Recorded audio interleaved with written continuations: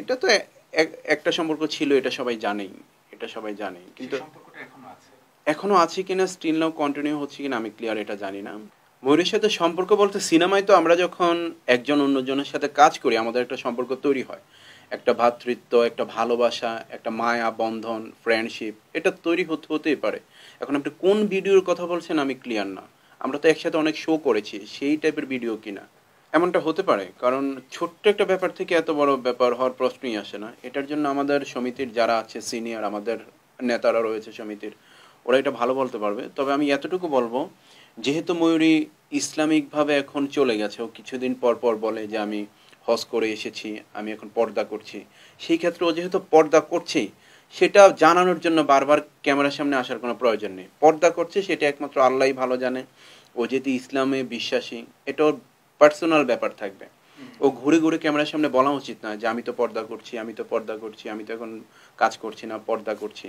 এটা সবাইকে বলার কোনো রিজন নাই, এখানে কোনো কারণ দেখি না আমি।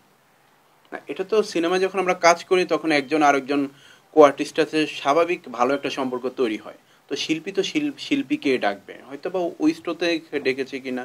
হ্যাঁ, এটা তো একটা সম্পর্ক ছিল, এটা সবাই জানেই, এটা সবাই জানে, কিন্তু এখনো আছে কিনা, স্টিল নাও কন্টিনিউ হচ্ছে কিনা আমি ক্লিয়ার এটা জানি না। তবে একটা সময় ভালো একটা সম্পর্ক ছিল ওদের, এবং বিয়ে পর্যন্ত গড়ানোর একটা প্রিপারেশন ছিল, এতটুকুই আমি জানি।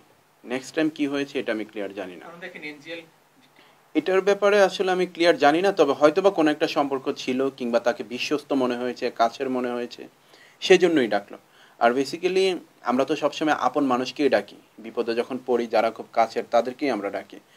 সেই ক্ষেত্রে হয়তো বা ময়ূরী কিংবা আমাদের শানু ভাই, ওদের মধ্যে হয়তো বা ফ্যামিলিগতভাবে কোনো একটা আন্ডারস্ট্যান্ডিং ভালো আছে, কোনো ভালো একটা সম্পর্ক আছে, সেই ক্ষেত্রে ওকে আপন মনে হয়েছে, ওকে ডেকেছে। ভালো। ময়ূরীর অডিয়েন্স চাহিদা অনেক। ময়ূরী যে কোনো কাজে যখন আমরা শো করতে যেতাম, ময়ূরীর অডিয়েন্সের কাছ থেকে আমরা তো আসলে টিকিট বিক্রি হয়ে তখন আমাদের সেইভাবে নিত। হাইস্ট সেল মনে হয় ময়ূরীর ছিল। আই মিন ময়ূরীর প্রতিদিন, আমি আর ময়ূরী যখন কাজ করতাম, 10 থেকে 12 লক্ষ টাকার মতো প্রতিদিন সেল আসতো, যারা আমাদের নিয়ে যেত। ভালো ভালো একটা ইয়ে ছিল। এবং ময়ূরীর ডিমান্ড ছিল, ময়ূরী একটু কমার্শিয়াল নায়িকা ছিল, একটু ক্রেজটা বেশি ছিল। স্বাভাবিক, যারা একটু কমার্শিয়াল সিনেমায় কাজ করে ওদের অডিয়েন্সের সরাসরি দেখার একটা চাহিদা স্বাভাবিক থাকবে, ওইটার জন্যই ছিল।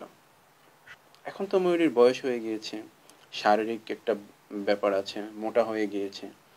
শরীরের যে একটা ফিটনেস, কিংবা হিরোইন কিংবা স্টেজে পারফরমেন্স করার জন্য ভিতরের একটা ক্রেজ, হয়তো বা কোনো কিছুই ওর পারফেক্ট না, যার জন্য এইভাবে ও কাজ করছে না। আগে পাতলা ছিল বলতে, আমি যখন কাজ করেছি তখনও ময়ূরী পাতলা ছিল না, মোটামুটি ভালোই ওয়েট ছিল না। বুঝলাম কি করে বলতে, আপনি মানে কোন দিকে যাচ্ছেন আমি এটা ক্লিয়ার না। বুঝলাম বলতে, যখন ওর সাথে পারফরমেন্স করতাম, একজন কো আর্টিস্টের সাথে যখন পারফরমেন্স করে, সেই ক্ষেত্রে তো অন্য একটা কো আর্টিস্ট বুঝতেই পারে যে ওর ওয়েট কেমন, এটা স্বাভাবিক। আর ময়ূরী একটু হেলদি, এটা তো সবাই জানে।